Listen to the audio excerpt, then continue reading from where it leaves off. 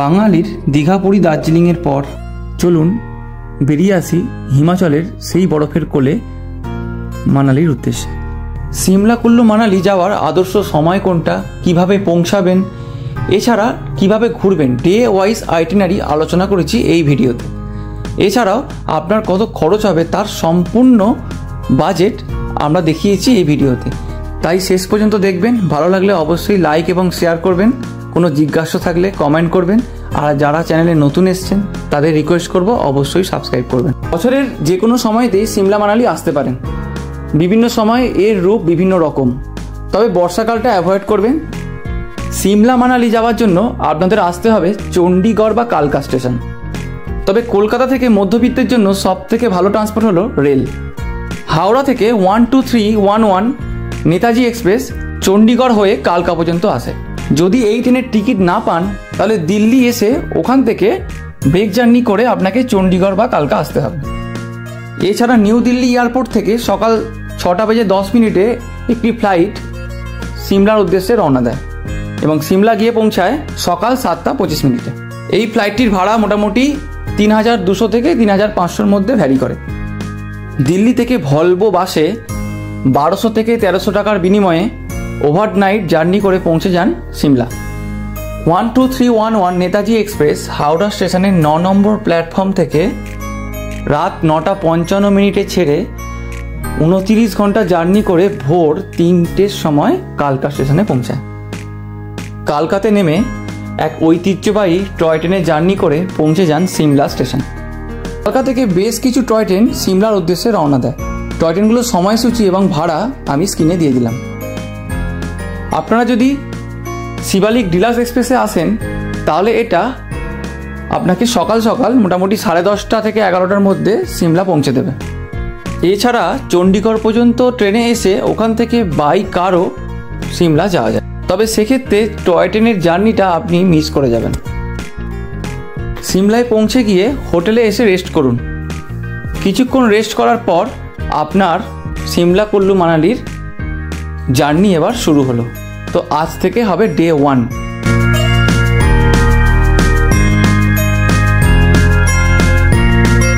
হোটেলে ফ্রেশ হয়ে প্রথমেই চলে আসুন সিমলা কালীবাড়ি। তখন অলরেডি দুপুর। কালীবাড়িতে এসে মায়ের দর্শন করে কালীবাড়ির ক্যান্টিনে দুপুরের খাওয়া দাওয়াটা সেরে নিন। অল্প দামে বাঙালি খাবার একমাত্র কালীবাড়িতেই পাবেন। খাওয়া দাওয়া করে চলে আসুন হেঁটে সিমলা ম্যালে। এখানে দেখে নিন Scandal Point, the Ridge, Shimla church, এছাড়াও ব্রিটিশ আমলের বিভিন্ন রকম স্থাপত্য। সমস্তটা ঘুরতে ঘুরতে আপনাদের বিকাল হয়ে যাবে। দ্য রিজ থেকে বাঁদিকে একটা রাস্তা চলে যাচ্ছে লাক্কার বাজার। ওখানে গিয়ে আপনারা কেনাকাটি করতে পারেন বা বিভিন্ন রকমের দোকান দেখবেন, খাবার দোকানও দেখবেন, স্ন্যাক্স ওখানে ট্রাই করতে পারেন। তবে মার্কেটিংয়ের ক্ষেত্রে বলবো সিমলাতে খুব ভালো লাগলেই কিনুন, কারণ মানালিতে কিন্তু এর থেকে সস্তায় জিনিস পাবেন। 2 দিন ট্রেনে জার্নি করেছেন তাই ক্লান্ত থাকবেন, সেজন্যই সন্ধ্যা চলে আসুন হোটেলে। এবার আপনারা যদি কালীবাড়িতেই রাতের খাবার খেয়ে আসতে চান তাহলে কিন্তু ওখানে কিছুক্ষণ ওয়েট করে রাত্রের খাবার খেয়েও আসতে পারেন বা প্যাক করেও নিয়ে আসতে পারেন যদি আপনার হোটেলে অ্যালাউ থাকে। আজ ডে 2। আজ আমাদের প্রধান গন্তব্য কুফরি হর্স রাইড। এছাড়াও যাওয়ার পথে দেখে নেব গ্রিন ভ্যালি। কুফরি থেকে আমরা আবার সিমলা আসব। সিমলাতে জাকু পাহাড়ে দেখব জাকু মন্দির। এখানে 108 ফুটের হনুমানজির বড় মূর্তি আছে। কুফরির হর্স রাইড এবং সিমলা সাইট সিনের ভিডিও আমি আই বাটনে দিয়ে দিলাম, ওখানে পুরো ডিটেলসে আমি আলোচনা করেছি। এটা যেহেতু গাইড ভিডিও তাই শুধু আইটিনারি সম্পর্কেই আলোচনা করলাম। কুফরিতে হর্স রাইড করে যখন উপরে পৌঁছাবেন ওখানে আপনারা কিছু অ্যাক্টিভিটিও করতে পারেন, তবে সেটা নিচে বুক করবেন না, উপরে গিয়েই বুক করবেন যদি করার ইচ্ছা থাকে। কুফরি থেকে বেরোতে বেরোতে মোটামুটি আপনাদের দুপুর হয়ে যাবে। কুফরি থেকে জাকু মন্দির হয়ে তারপর গাড়ি করে পৌঁছে যান মান্ডি। মান্ডিতে গিয়ে আপনাদের হোটেল নিতে হবে। হোটেল আগে থেকে বুক করা থাকলে ভালো, কারণ আপনারা মান্ডি পৌঁছাবেন মোটামুটি তখন 9টা বেজে যাবে। এবার বলি কুফরিতে কি কি দেখবেন। কুফরিতে হর্স রাইড করে যাওয়ার আনন্দটাই সব থেকে ভালো লাগবে। তারপর ওখানে গিয়ে নাগমাতা মন্দির আছে। এছাড়া কুফরির ভ্যালি থেকে হিমালয়ের পুরো রেঞ্জটা দেখা যায়, সত্যি অসাধারণ। কিছু ভিডিও বা কিছু ছবি ওখানে তুলবেন। তারপর আপনারা অ্যাক্টিভিটি নিয়ে নিচে নেমে যেতে পারেন। আপনাদের গাড়ি আছে, গাড়ি ওখানকার স্পেশাল গাড়ি আপনাদের নামাবে, নামিয়ে যা যা অ্যাক্টিভিটি করবেন সেই অনুযায়ী স্পটে আপনি সময় দেবেন। যদি সেপ্টেম্বর সময় করে আসেন তাহলে কিন্তু কুফরিতে অ্যাপেল গার্ডেন দেখতে পাবেন, তবে আমরা যেহেতু মার্চে এসেছিলাম আপেল দেখতে পাইনি। কুফরিতেই কিছু খেয়ে নেবেন দুপুরের খাবার হিসাবে, কারণ এরপরে আর সময় হবে না। জাকু পাহাড়ে গাড়িটা কিন্তু অনেকটাই উঠে যাবে, কিন্তু তাও বেশ কিছুটা সিঁড়ি আপনাকে হাঁটতে হবে। সেই জন্য বলবো জাকু পাহাড়ে হনুমানজির মূর্তি দর্শন করার সময় ওখানে কিছুটা সময় বিশ্রাম নেবেন, তারপর ওখান থেকে নিচে নেমে গাড়িতে উঠবেন। আর এখানের বানর থেকে সাবধান, হাতের সামনে কিছু রাখবেন না, ওরা কিন্তু নিয়ে নিতে পারে। জাকু মন্দির দেখে এবার আমাদের গন্তব্য হবে মান্ডি। মান্ডি কিন্তু এখান থেকে বেশ অনেকটা। এছাড়াও রাস্তাটা আঁকামাকা পাহাড়ি রাস্তা, তাই প্রয়োজনীয় ওষুধ অবশ্যই রাখবেন, কারণ এই সময় কিন্তু আপনাদের মাথা ঘোরা বা বমি ভাব হতে পারে। আমরা এই রাস্তাতে যাওয়ার সময় 2 জায়গায় থেমেছিলাম। অবশেষে রাত 8:15-তে আমরা হোটেলে এসে পৌঁছালাম। হোটেলে খাওয়া দাওয়া করে আমরা ঘুমিয়ে পড়লাম, কারণ এর পরের দিন আমাদের ট্যুর হবে কাশল এবং মণিকরণ। আজ ডে 3, আজ আমাদের গন্তব্য কাশল এবং মণিকরণ। সকাল 9টার সময় ব্রেকফাস্ট করে আমরা গাড়িতে এসে বসলাম। প্রথমে আমরা কুল্লুর রাস্তা ধরে ভুন্তার থেকে যাব কাশল এবং মণিকরণ। ভুন্তার থেকে পাহাড়ি রাস্তা খুব একটা ভালো নয়, তাই সেই প্রয়োজনীয় ওষুধ অবশ্যই সাথে রাখবেন। ভুন্তার থেকে পার্বতী নদীকে সঙ্গে নিয়ে এগিয়ে চলুন কাশল এবং মণিকরণের দিকে। কাশল থেকে কিছুটা আগে দেখবেন স্পট আছে যেখানে অনেকেই নেমে ছবি তুলছে। কোনো একটা জায়গায় নামুন, নেমে ছবি তুলুন, কাশলের পার্বতী নদীর জল স্পর্শ করুন, খুব ভালো লাগবে। এবার বলি মণিকরণে কি কি দেখবেন। প্রথমেই রয়েছে গুরুদ্বারা এবং শিব মন্দির, আর সেখান থেকেই বেরিয়ে আসছে গরম জলের প্রবাহ। এই গরম জলকে কাজে লাগিয়েই স্নান করার ব্যবস্থা এখানে করা হয়েছে, পুরুষ এবং মহিলাদের জন্য আলাদা। এছাড়া গরম জল বা গরম তাপকে ব্যবহার করে গুরুদ্বারাতে যে লঙ্গর হয় সেই লঙ্গরে সমস্ত খাবার তৈরি করা হয়।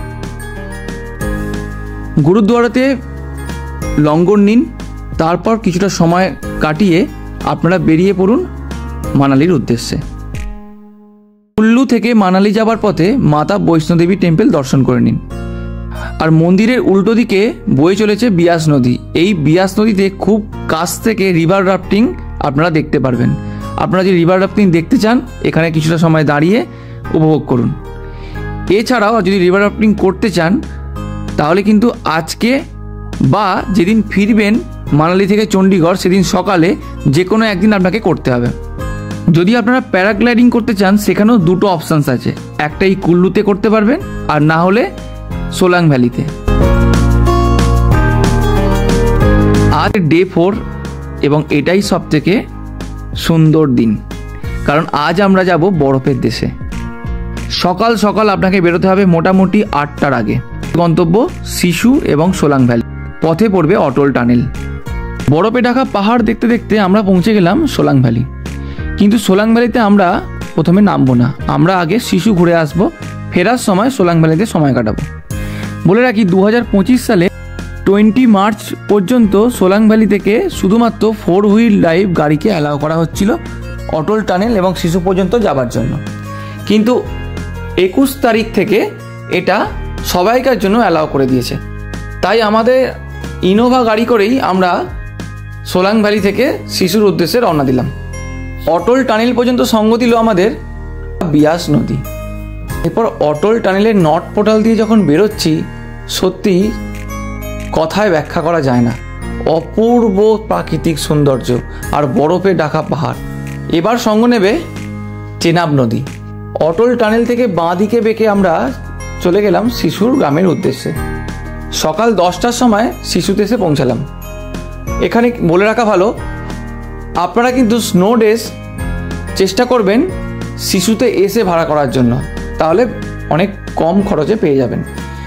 শিশু এবং অটল টানেলের সুন্দর দৃশ্য ভরা ভিডিওটা দেখতে গেলে আপনাদের আই বাটনের লিঙ্ক দেওয়া থাকলো, ওখান থেকে অবশ্যই দেখে নেবেন। শিশুতে দেখার মধ্যে রয়েছে চেনাব নদী, শিশু লেক, শিশু ওয়াটারফল। এছাড়াও বিভিন্ন রকমের অ্যাক্টিভিটি এখানে হচ্ছে, সেগুলো আপনারা করতে পারেন। শিশু ওয়াটারফল কাছ থেকে দেখার জন্য আপনাকে 500 টাকার বিনিময়ে জিপ লাইনে করে চেনাব নদী ক্রস করে যেতে হবে। কোনো অ্যাক্টিভিটি নাও করেন তাতেও আপনার আনন্দের কোনো রকম খামতি হবে না। চারিদিকে এত বরফ যে নিজেরাই নিজেদের মতন করে আনন্দ করতে পারেন। তবে এখানে বলে রাখি, সানগ্লাস কিন্তু অবশ্যই নিয়ে যাবেন। লাঞ্চ বলতে কিন্তু এখানে ওই ম্যাগি আর রাজমা চাউল খেতে হবে, সেজন্য প্রয়োজনীয় খাবার ব্যাগে রাখবেন। মোটামুটি 3-4 ঘন্টা কাটিয়ে আবার গাড়িতে আসুন এবং সোলাং ভ্যালির দিকে রওনা দিন। ফেরার সময় রাস্তার ট্রাফিক কিন্তু আপনার সময় নষ্ট করবে, তাই সোলাং ভ্যালিতে পৌঁছাতে টাইম লাগবে। মোটামুটি বিকেল 4টে নাগাদ আপনি সোলাং ভ্যালিতে এসে পৌঁছাবেন।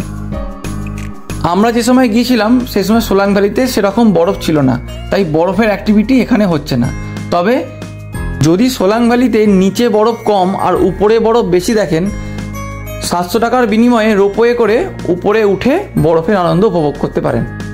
তবে শিশুতে আমরা যেরকম বরফ পেয়েছিলাম তো আমাদের আর প্রয়োজন হয়নি। সন্ধ্যা হবার ঠিক আগে গাড়ি আপনাদের পৌঁছে দেবে হোটেলে। হোটেলে গিয়ে ফ্রেশ হয়ে একটু বিশ্রাম করে চলে আসুন ম্যালে এসে কেনাকাটি শুরু করে দিন।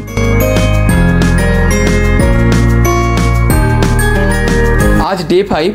আজ আমাদের গন্তব্য মানালি সাইট সিং। মানালি সাইট সিং এর মধ্যে থাকছে হিড়িম্বা দেবী টেম্পল, মানালি ক্লাব হাউস, বন বিহার, মনেস্ট্রি এবং মাল রোড। এছাড়া যদি আপনারা ট্রেকিং করতে ভালোবাসেন তাহলে যোগিনী ওয়াটারফলের একটা ট্রেকিং হয় 1 ঘন্টা, ওল্ড মানালির মানু টেম্পল থেকে হয়, ওখান থেকে আপনারা করতে পারেন। ব্রেকফাস্ট করে প্রথমে চলে যান হিড়িম্বা দেবী টেম্পল। হিড়িম্বা দেবী টেম্পল মানালি মল রোড থেকে উপরের দিকে একটা রাস্তা চলে যাচ্ছে, কিছুটা গেলেই চলে আসবে টেম্পল। তবে গাড়ি কিন্তু আপনাদের অনেকটা আগেই নামিয়ে দেবে, তারপর হেঁটে সিঁড়ির মাধ্যমে উপরে উঠে পৌঁছে যান হিড়িম্বা দেবী মন্দিরে। এখানে মন্দির দর্শন করার পর আপনারা হিমাচলি স্টাইলে জামা কাপড় পরে কিছু ছবি তুলতে পারেন। তারপর এখান থেকে বেরিয়ে হেঁটে চলে যান club house. Manali club house হেঁটে খুব একটা বেশি নয়, হেঁটে যাওয়া যায়। মানালি ক্লাব হাউসের মধ্যে দেখা সেরকম কিছু নেই, যা আছে অ্যাক্টিভিটি আর কিছু মার্কেটিং করার জায়গা। এছাড়া যদি আপনি ওখান থেকে মানু টেম্পল যান 1 কিলোমিটার মতো লাগবে। গাড়িতে করে মানু টেম্পলে গিয়ে মানু টেম্পল দেখে ওখান থেকে যোগিনী ওয়াটারফলসের ট্রেকিং করতে পারে। তারপর দুপুরের আগে আপনি চলে আসুন মানালি মল রোড। মানালি মল রোডে এসে দুপুরের লাঞ্চটি করে নিন। মোটামুটি 200 টাকার মধ্যে লাঞ্চ হয়ে যাবে। লাঞ্চের পর আপনারা বন বিহার 50 টাকা টিকিট কেটে ঢুকে পড়ুন। বন বিহার একটা পাইন গাছের জঙ্গলে ঘেরা একটা বড় পার্ক। এছাড়াও এখানে একটা পুল আছে যেখানে বোটিংয়ের ব্যবস্থা আছে। এখানে এসে খানিকক্ষণ বিশ্রাম করুন। আর বাচ্চাদের এন্টারটেনমেন্টের জন্য অনেক রকম রাইডস আছে, যদি বাচ্চা থাকে তাহলে রাইডসগুলো করান, ওদেরও ভালো লাগবে। তারপর বিকালে ওখান থেকে বেরিয়েই রাস্তার ওপারেই রয়েছে মনেস্ট্রি দেখা হয়ে গেলে এরপর মানালি মল রোডে আপনারা মার্কেটিং করতে পারেন। যদিও আপনারা এর আগে 2 দিনও মল রোড ঘুরেছেন, সেখান থেকেও মার্কেটিং করেছেন, তবে আজকে পুরো টাইমটা আপনি মার্কেটিংয়ের জন্য পাবেন। প্রথমেই বলে রাখি, মল রোডে বনবিহার থেকে বেরিয়ে বাঁ দিকের যে দোকানগুলো পড়বে সেইগুলো থেকে মার্কেটিং করলে একটু সস্তায় পাবেন। মল রোডে উঠে যদি আপনি উপর দিকে গিয়ে মার্কেটিং করেন তাহলে কিন্তু জিনিসের দাম আস্তে আস্তে বাড়বে। এছাড়াও মল রোডের মধ্যে বিভিন্ন রকম খাবারের দোকান আছে, যেমন এখানে সবথেকে ফেমাস খাবার হলো সিদ্ধু, ওটা ট্রাই করতে পারেন। এছাড়া মোমো, ম্যাগি, চাউমিন, বিভিন্ন রকমের দোকান। মল রোডটাও একদম জমজমাট একটা মল রোড।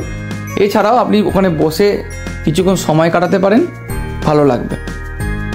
তারপর মার্কেটিং করে রাতের চলে আসুন হোটেলে। এবার রাতের খাবার দাবারগুলো আমাদের যে হোটেল ছিল, হোটেলের মধ্যেই ব্যবস্থা ছিল। যদি আপনারা বাইরে খেতে চান তাহলে মল রোডের মধ্যেই অনেক দোকান আছে, সেখানে রাতের খাবার খেতে পারেন। আজ ডে 6, আজ আমাদের মানালিতে শেষ দিন। সকাল 10টার সময় আমরা হোটেল চেক আউট করে বেরিয়ে পড়লাম চণ্ডীগড়ের উদ্দেশ্যে। আজকের রাস্তা মোটামুটি ভালো, তাই সেরকম অসুবিধে হওয়ার কথা নয়। 1 ঘন্টা লাঞ্চ ব্রেক করে আমরা মোটামুটি 5টার সময় করে চণ্ডীগড় স্টেশনে পৌঁছেছিলাম।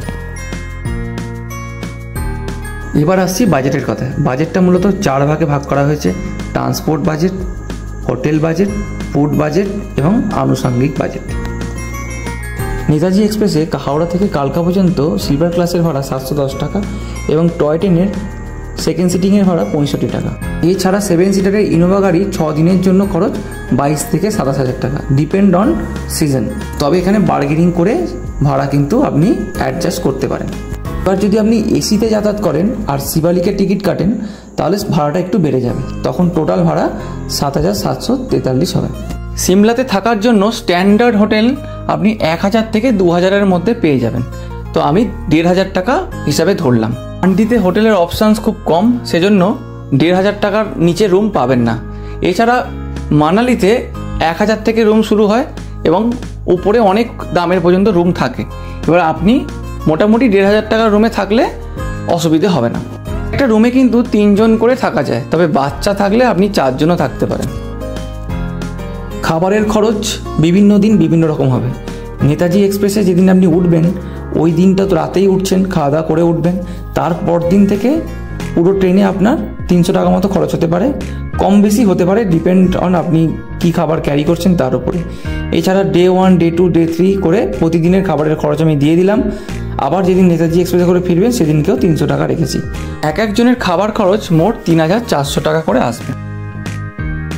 আদার এক্সপেন্ডিচারের মধ্যে যেগুলো আপনাকে করতেই হবে, যেমন কুফরির হর্স রাইডটা আপনি রেকমেন্ডেড, আপনি অবশ্যই করবেন 500 টাকা দিয়ে। এখানে কিন্তু আপ অ্যান্ড ডাউন ঘোরার খরচ ধরা আছে। স্নো ডেজ আপনাকে ভাড়া নিতেই হবে 250 টাকা। আর মোজা আপনাদের কিনতে হবে, কারণ ওই ভালো মোজা আপনার 100 টাকা মতো নেবে। যদি আপনার থাকে আপনি নাও কিনতে পারেন। এছাড়া ক্লাব হাউস এবং বনবিহারের এন্ট্রি ফি 50 করে। এছাড়া আনুষঙ্গিক আরও যদি কিছু খরচ থাকে আমি 500 টাকা ধরে নিলাম, তো আদার এক্সপেন্ডিচার আসছে 1,450 টাকা। আপনি যদি স্লিপার ক্লাসে জার্নি করেন তাহলে মোট খরচ আসবে 12,263 টাকা, এবং যদি থার্ড এসিতে এবং শিবালিকে যাত্রা করেন তাহলে আপনার খরচ আসবে 15,093 টাকা। সব খরচের বাইরেও কিছু অ্যাডিশনাল খরচ থাকে যেটা অপশনাল, আপনি করতেও পারেন নাও করতে পারেন।